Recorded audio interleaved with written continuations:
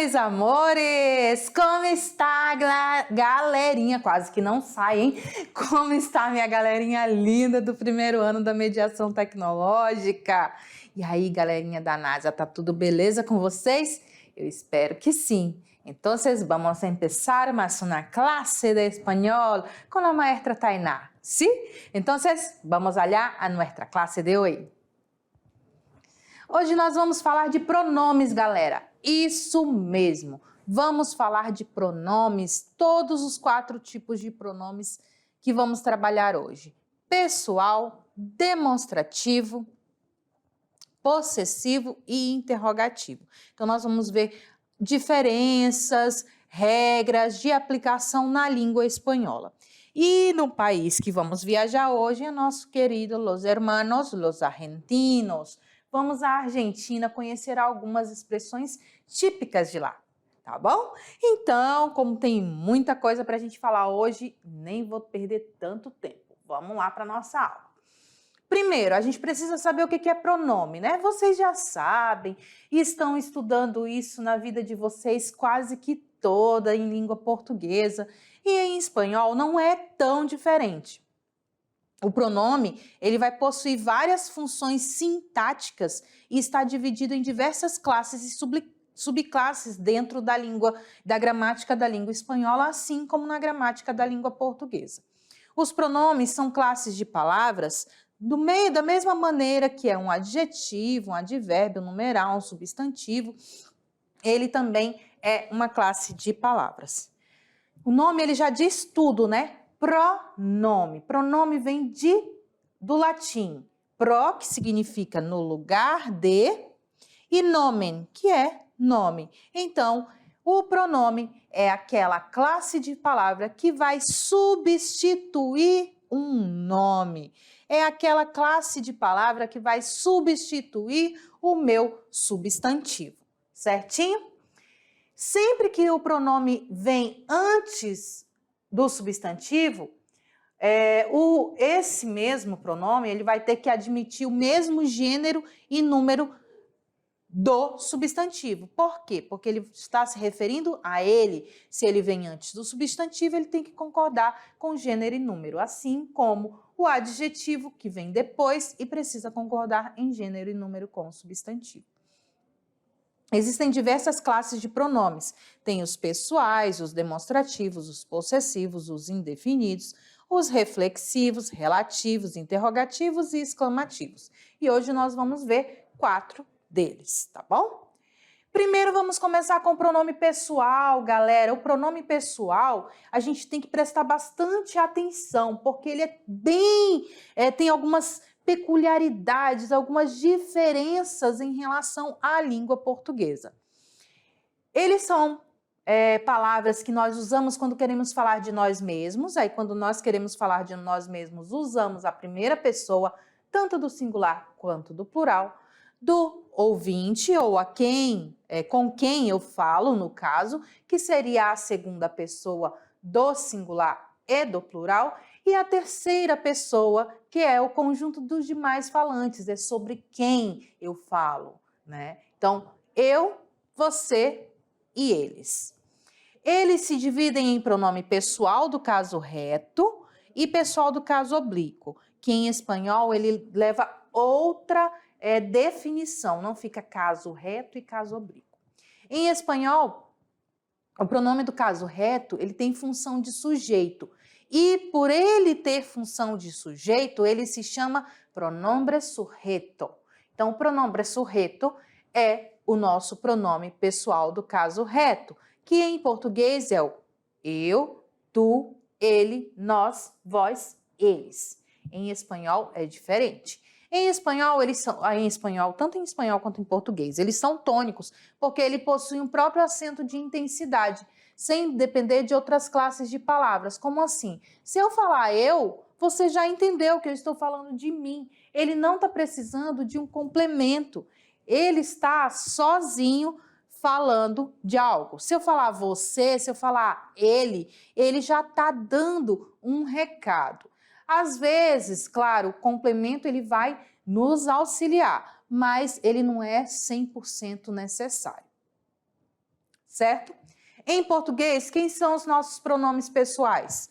Eu, tu, ele, ela, nós, vós, eles e elas, certo?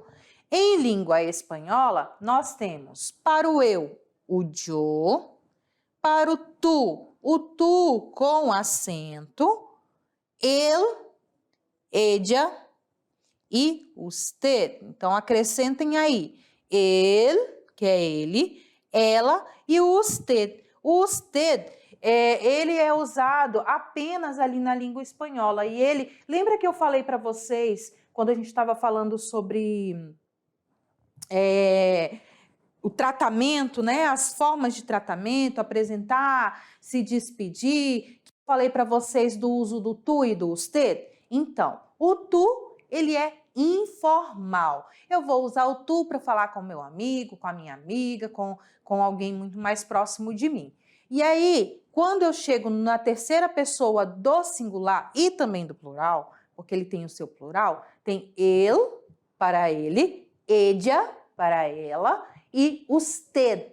Usted seria mais o senhor, a senhora, ou ainda às vezes as pessoas traduzem ele por você. Só que a gente sabe que na nossa língua, se eu falo você, eu já estou tratando de forma informal, não é verdade? Então, se eu chamo você de você, eu estou tendo uma intimidade maior. Agora, se eu chamo de senhor e senhora, eu tenho uma formalidade, um maior respeito no trato com a pessoa. Então, em espanhol, lembrem-se disso. Tenho eu, ella e usted. E esse usted é usado para falar formalmente, ok? Então, vamos continuar vendo que ainda tem mais diferenças aí no nosso pronome pessoal. Então, vamos lá para o nosso slide. Nós temos ali, esse yo, tu, ele e usted está no singular. Agora vamos ver o nosso plural. No plural, deixa eu apagar aqui o de língua portuguesa, para exemplificar melhor para vocês. No plural, nós temos nós outros, que se refere ao nós da língua portuguesa. Só que ele tem o seu feminino, tá? Então, é nós outros ou nós outras. Em língua portuguesa, o nós é tanto para meninos quanto para meninas, tanto para o feminino quanto para o masculino. Em espanhol, não tem a definição. Nós outros para masculino, nós outras para feminino. Vosotros, o vosotros também tem o seu feminino, que seria o nosso vós da língua portuguesa. Vosotros para masculino, vosotras para feminino. E o plural, ellos, ellas e ustedes, ok? Então, novamente, igual é no singular, eles, elas e senhores e senhoras, e aí a gente até, entre aspas, poderia traduzir por você, mas só que a gente sabe que o uso do você não é formal na língua portuguesa, certinho? Podemos continuar? Então, vamos continuar aqui falando do pronome pessoal, pronombre sujeto, pronome pessoal do caso reto. Eles vão substituir um nome, porém, também podem aparecer como sujeito da frase ou da oração. Por quê? Porque ele não vai necessariamente necessitar de um substantivo. Lembra que eu falei para vocês que eles são tônicos? Então, eles não estão precisando ali, pedindo um acompanhamento de um substantivo. Ele sozinho pode fazer o papel de nome. Ele pode fazer o papel de sujeito da oração, sujeito da frase ou de nome. E aí a gente tem um exemplo aqui da nossa querida Mafalda. A Mafalda, ela é uma personagem do Quino, que faleceu há pouco tempo, e ela, na verdade, a Mafalda, ela sempre está ali indagando as coisas da vida, ela é bem polêmica em relação a questões políticas, sociais, enfim. As tirinhas da Mafalda sempre estão presentes nos vestibulares, tanto nas questões de língua portuguesa, quanto questões de língua espanhola, quanto questões de língua inglesa também. Todo mundo usa a Mafalda para exemplificar. Mas vamos ver aqui a Mafalda usando o pronombre sujeto. Yo confío. Tú confías. Él confía. Nosotros confiamos. Vosotros confiáis. Ellos confían. Que manga! Que ingênuos, não?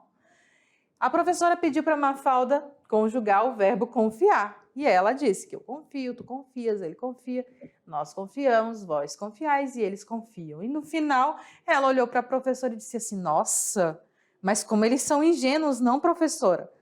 Enfim, fica aí para vocês pensarem o porquê que ela falou isso. Continuando ainda sobre o pronome sujeito, ele tem a função de complemento verbal, os pronomes do caso oblíquo, agora sim. Os pronomes do caso oblíquo, a gente estava falando do caso reto, agora nós vamos falar do caso oblíquo. O caso oblíquo em espanhol, eles são chamados de pronombres átonos e não pronombres de caso oblíquo. Caso oblíquo é só na língua portuguesa. Em espanhol, os pronombres átonos. Eles são átonos, por quê? Porque eles vão necessitar de um verbo para formar com ele uma unidade acentual, para formar junto com ele uma significância, um significado. Então, ele vai necessitar de um complemento verbal. Ele tem uma pronúncia mais forte também em relação ao pronombre o pronombre sujeito. A esses verbos nós chamamos de pronominais ou ainda chamamos de pronombres reflexivos. Os pronomes reflexivos é porque eles vêm ali flexionando junto com o verbo. Quem são eles? Muito parecido com a língua portuguesa também. Me, te, lo, la, lo neutro, le e se. E no plural, nos, os, los, les e se, ok? Então, nós vamos encontrar esses tipos de pronome normalmente juntinho do meu verbo, tá bom? Vamos ver mais para frente nos exemplos. Existem inúmeros verbos pronominais, então a gente quando vai falar do pronome do caso oblíquo, a gente já pode cortar e falar logo dos verbos pronominais. E existem muitos, inúmeros. Eles normalmente estão ligados com as ações que fazemos no nosso dia a dia. Então, os verbos pronominais, como acostar-se, despertar-se, apresentar-se, quando esses verbos são conjugados, a partícula se, que os acompanha, admite várias formas distintas, de acordo com o pronome a qual ele se refere. Em português, nós temos ali, acostar-se é deitar, deitar-se, né? Em português ficaria assim, deitar-se. Então, quando eu fosse conjugar esse verbo, eu já saberia que ele era pronominal, porque tem o tracinho do hífen mais o se. Em língua espanhola, galera, é diferente, tá? Em língua espanhola, não tem separação por hífen. Ele vem juntinho, olha ali em cima, ó. Acostar-se. Tudo junto. Então, a gente sabe que tem a partícula se e o verbo é acostar, terminado em AR, ok? Continuando, olha os nossos exemplos. Todos os dias me despierto a las 8. Então, esse despierto é do verbo despertar-se. Despertar-se, eu estou falando de mim, primeira pessoa, aí primeira pessoa, a gente volta aqui, ó, primeira pessoa, me. Então, vai ficar yo me despierto. Todos os dias me despierto a las 8. Mis padres se acuestan muy tarde. Ellos se acuestan muy tardes. Então, é o verbo acostar-se. Opa, perdão, errei. Vamos apagar. Acostar-se. Acostar-se. Certo? Seguindo. Terminando ele, nós temos aqui, vamos voltar só aqui, só para a gente exemplificar uma coisa que eu não coloquei para vocês. Então, ele sempre vai se referir em relação ao meu pronome pessoal, né? Aqui o yo, aqui para o tu, aqui para o ele. Eu vou colocar só ele, mas vocês já sabem que é ele, ella e ustedes, certo? Então, ele. E aqui Pro ele também, fica ele para esse, ele para esse, ele para esse. Então, tem 3 formas de usar no singular e 2 formas no plural. E aqui a gente usa para o nós outros, aqui para os outros e aqui para o plural ellos, certo? Então, só para que vocês saibam como usá-lo. Voltando lá para frente. Agora vamos falar dos demonstrativos. Os demonstrativos, o nome também já diz tudo, né, galera? Para que serve um pronome demonstrativo? O pronome demonstrativo, ele vai servir aqui para demonstrar alguma coisa, para dizer alguma coisa, para mostrar a alguém alguma coisa. Eu não sei vocês, mas eu tinha muita dificuldade em diferenciar o este para o esse.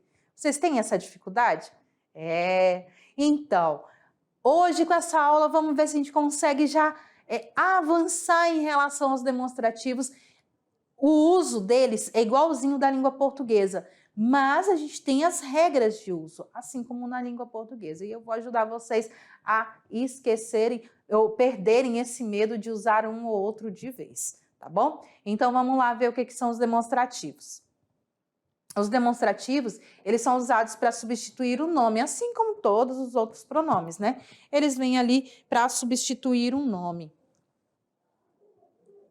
Só que ele não só substitui, ele substitui e recupera algo que já foi dito anteriormente, ou ainda algo que a gente supõe que o meu interlocutor já conheça. Ele sempre vai preservar a coerência de uma frase ou texto. Segundo as regras gerais de acentuação da Real Academia Espanhola, os demonstrativos não são acentuados. Erra quem coloca ali aquele. Existem pessoas que colocam o acento no aquele, que colocam o acento no este, que colocam acento no esse. Não são acentuadas, certo? Em língua espanhola, nós temos essas 3 maneiras, né? 3 formas de usar os demonstrativos, assim como na língua portuguesa. Nós temos o este. O este vem no masculino este, no feminino esta, no neutro esto. Esse neutro é quando eu não identifico algo, né? O que é isso? É o nosso isso, né? E aqui seria o nosso isto da língua portuguesa e aqui o nosso isso da língua portuguesa, que ele não é identificável. No plural, masculino estos e feminino estas. Então não confundam, tá? E no plural não é estes, é estos, certo? Vamos lá, apagando essa bagunça de novo. E aí vamos para o esse. Esse, da mesma maneira, a mesma coisa. Esse, essa, isso para o neutro, essos, essas.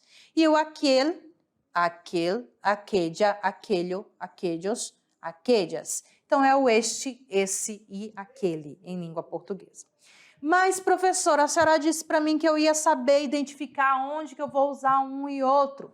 Vamos lá descobrir onde nós vamos utilizar um e outro. Primeiro tem essa exemplificação aqui para vocês. Los demonstrativos, cerca del hablante, perto de quem fala, tá? Cerca de quem habla, perto do falante, eu uso este. Então, quando o objeto está perto da pessoa que está falando, eu uso este. Quando ele está longe do falante e perto do ouvinte, eu uso esse.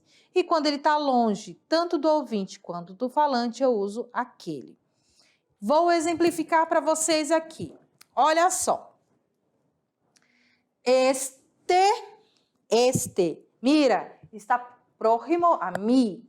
Este pincel es mío. Este pincel es mío. Agora eu vou falar de algo que está aí pertinho de você. Esse caderno é suyo. Esse caderno aí é seu, que está aí pertinho de você, né? Agora vamos pensar em algo que está longe de mim e de você. Aquela árbol é bonita. Aquela árvore é bonita. Aquela flor é bella. Aquela flor é bela. Eu não tenho nenhuma árvore aqui por perto. Acredito que vocês aí dentro da sala de aula também não tenham nenhuma árvore aí do seu ladinho, né? Então, a árvore está longe de mim e de você, certo? A flor está longe de mim e de você. Então, assim que você vai aprender. Com T, está perto de ti, tá? Está perto de você. Com S, está perto da pessoa. E aquele já está longe de nós dois, tá bom? Então, toda vez que você tiver com dúvida, lembra que o este é de ti, de você, tá bom? Então, vamos lá, vamos seguindo. Vamos para mais exemplo. Então, eu trouxe aqui o este, esta, estos e estas. Vamos ver os exemplos dele. Ele, como eu já falei, vai se referir a objetos ou pessoas que estão próximos de quem fala, certo? Este es el coche del año. Então, ela está ali pertinho de um carro. Então, está falando, este es el coche del año. Estos son los nuevos trabajadores de la firma. Então, eu estou aqui com os trabalhadores perto de mim e estou falando que estes são os novos trabalhadores da firma. No quiero estas, quiero aquellas. Então, eu estou ali com alguma coisa na mão. Vamos dizer que eu estou com algumas coxinhas. No quiero estas, quiero aquellas. Eu estou com umas salteñas. No quiero esta, quiero aquellas, que estão mais longe de mim. Esse, essa, eso, essos e essas. Gente, eu gosto muito de falar de comida, viu? Percebem-se, né? Dá de perceber. Olha só a barriguinha da professora. Então, ela gosta muito de comida. O esse, essa, essos e essas, eles são usados para se referir a pessoas e objetos que estão próximo de quem? De quem ouve e longe de quem está falando. Então, podemos comprar esse que está aí, perto de alguém. Los mejores años de mi vida fueron esos. Então, eu estou mostrando ali, ou estou falando, 2011 e 2012 foram os melhores anos de minha vida. Essas são as novas vecinas. Então, as vizinhas estão pertinho aí de você e eu falo, essas aí que são as novas vizinhas. Agora, vamos lá para o último, aquele, aquele, aquele e aquelas. Eles já são longe dos dois, longe tanto de quem fala quanto de quem ouve. Essa bicicleta é nova, pero aquella es vieja. Olha aqui o meu essa também. Esos libros son los míos, aquellos, los tuyos son aquellos.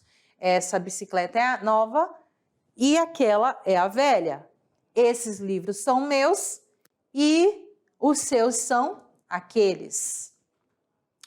Atenção, todas as vezes que vocês verem esse orro aqui, olha, parece um roxinho, né? O olho, nariz e a boquinha aqui. Eita, toda vez que eu faço isso aqui, eu quero desenhar, gente, desculpa. É o meu modo Tainá de ser. Então, vamos lá, voltando. Orro. Em espanhol, os demonstrativos não vão admitir contração, galera. Nós vamos falar também mais para frente sobre as contrações. E em espanhol, os demonstrativos não vão admitir contração, como ocorre no português. No português, eu falo nessa, que é o uso do em mais essa, nisto, em mais isso, naquele, em mais aquele, desta, de mais essa. Em português, eu uso contraído. Em espanhol, não existe contração, só existe duas contrações que vocês vão ver mais para frente. E não é o caso desses demonstrativos. Em espanhol, só temos en esa, en eso, en aquel, desta, certo? Por mais que quando na pronúncia eu junto uma consoante com uma vogal, só na pronúncia, na escrita não, tá? Vai ficar en esa, en eso, en aquel, desta, certo? Anotem essas dicas. E vamos lá agora para o último pronome. O último não, né? O terceiro. Nós vamos ver 4 pronomes. Os pronomes possessivos. O nome também já diz tudo, galera. Posse, possuir. Eles vão indicar a quem pertence uma determinada coisa ou objeto. Cada pronome possessivo ele vai ter uma relação com o pronome pessoal sujeito, ou seja, ele vai estar totalmente dependente do eu, tu, ele ou você. Por quê? Porque ele vai fazer essa relação com o pronome sujeito para fazer sentido. Por quê? Porque a posse, ela pode ser indicada pela pessoa que fala, ou a pessoa que faz a referência, ou a quem se fala. Então, eu posso dizer que o objeto pertence a mim, pertence a você ou pertence a ele, certo? Eu, tu ou ele. Então, ele vai estar sempre ligadinho no pronome sujeito. Exemplo, mi hermana se llama Bia. Este estuche es mío. Esse estojo é meu. Os pronomes possessivos estão dispostos desta maneira. A pessoa, o singular e o plural.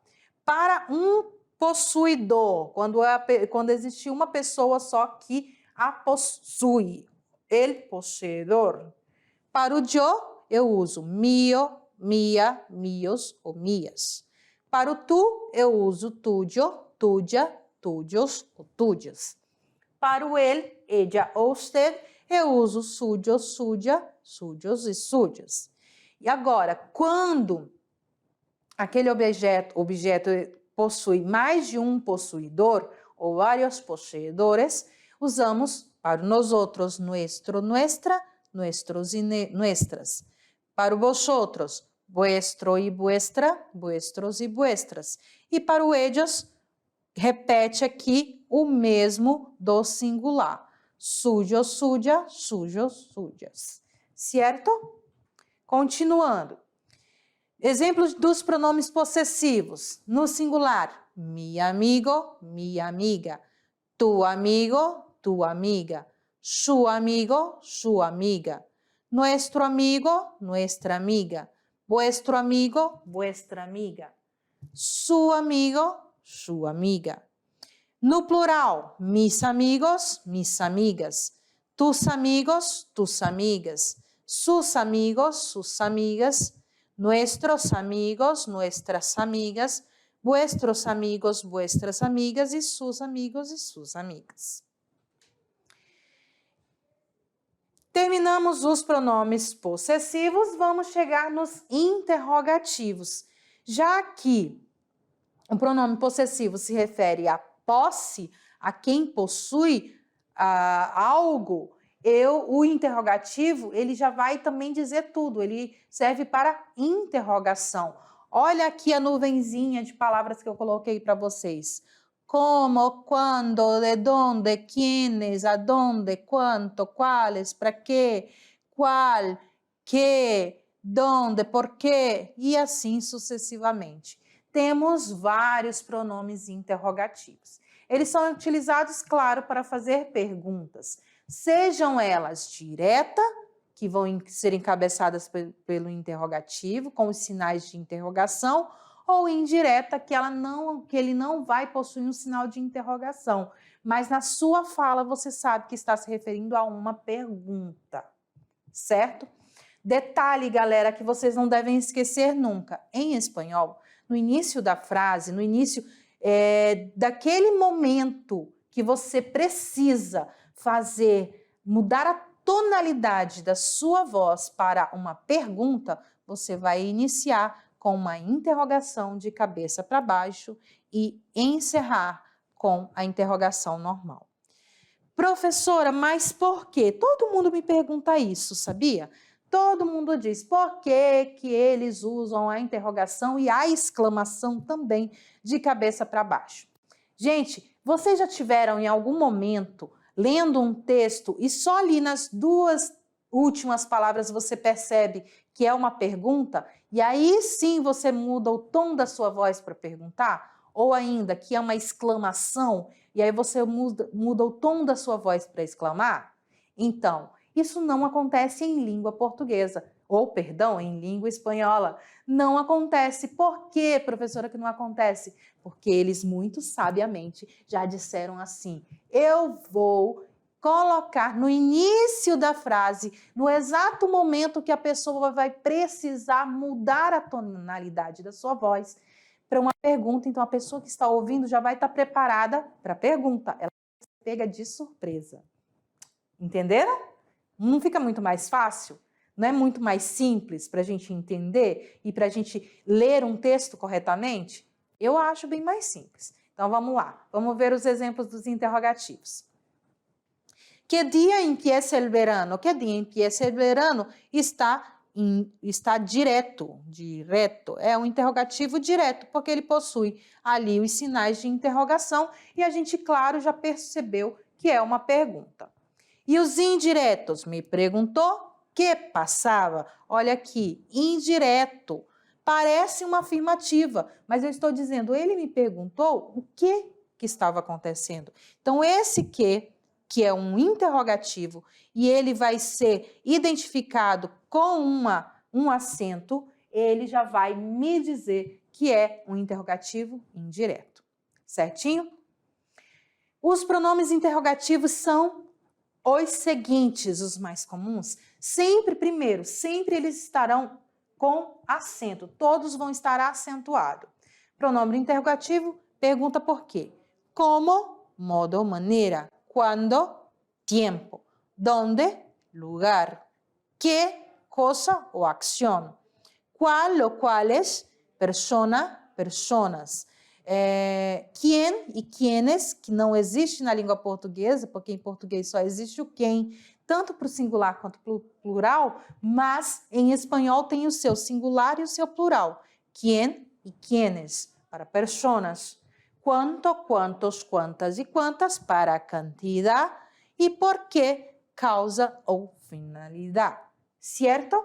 Vamos aqui a uma tirinha com os interrogativos.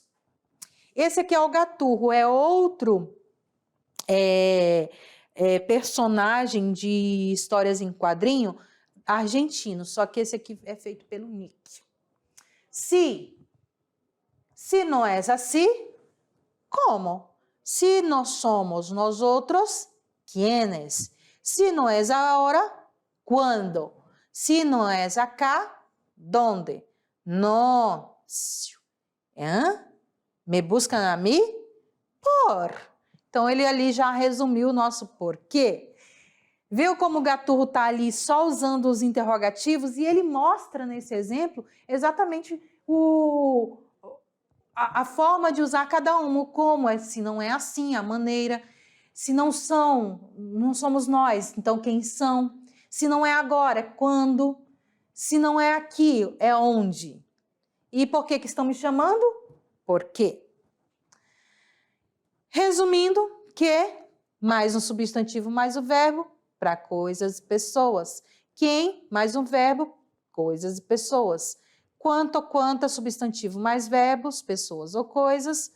Qual e quales, mais um substantivo e mais um verbo para coisas e pessoas. O como ele vai vir com um verbo e o donde com um verbo. Certinho? Eu espero que vocês estejam aí super acompanhando, tá bom? Eu sei que eu trouxe para vocês muitas informações, né?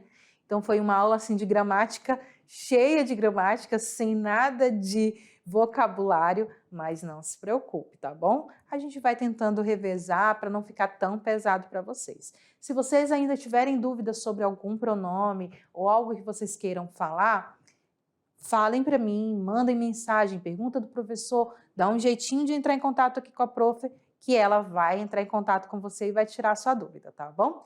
Agora chegou aquele momentinho super top que eu amo também. A gente vai descontrair agora um pouquinho e vamos conhecer algumas curiosidades da Argentina. Então, roda a vinheta da Argentina.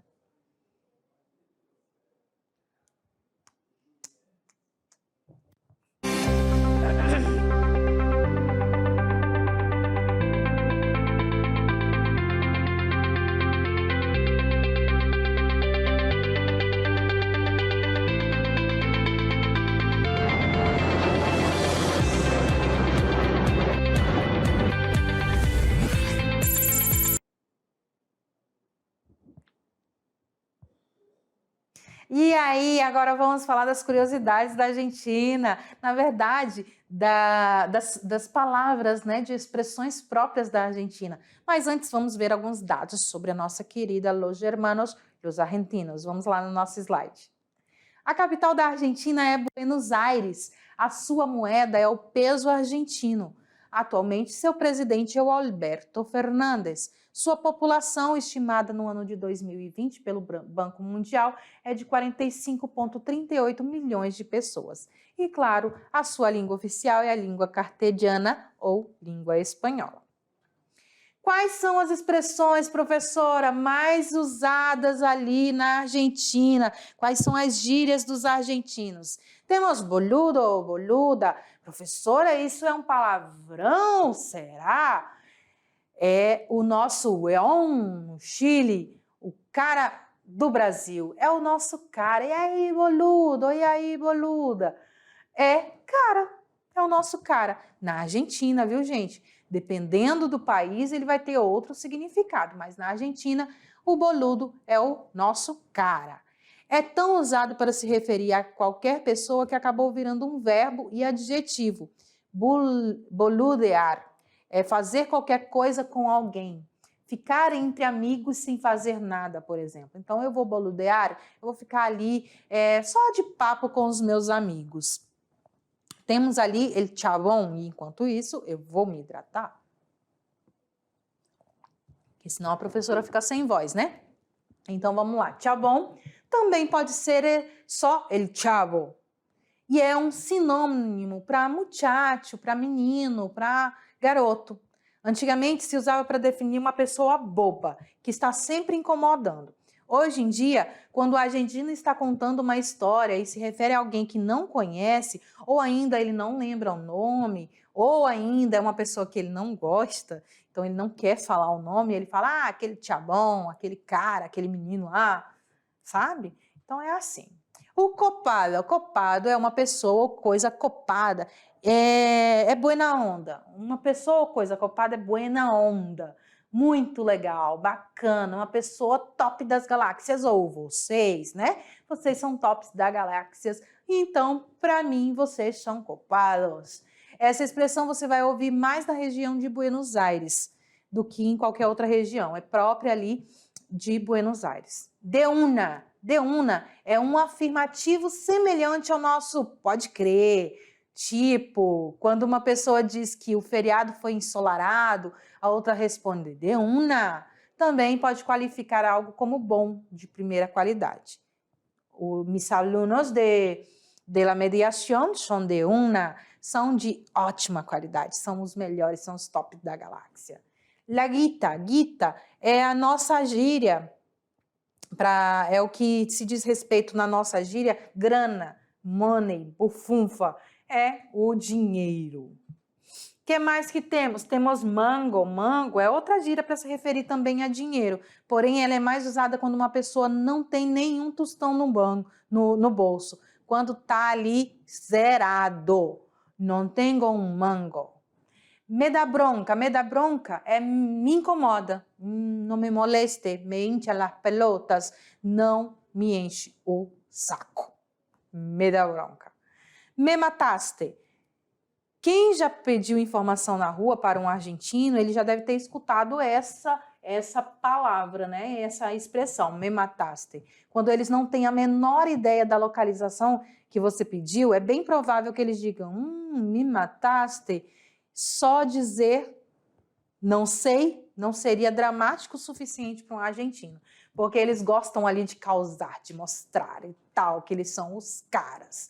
E é isso, galerinha, nós chegamos ao final de mais uma classe de espanhol. Eu espero que vocês tenham gostado, que vocês tenham curtido e reforço novamente, se você tem alguma dúvida, é só falar aqui com a prof que ela vai tirar todas as suas dúvidas, tá bom? Um beijo no coração de vocês e nós nos vemos na próxima classe.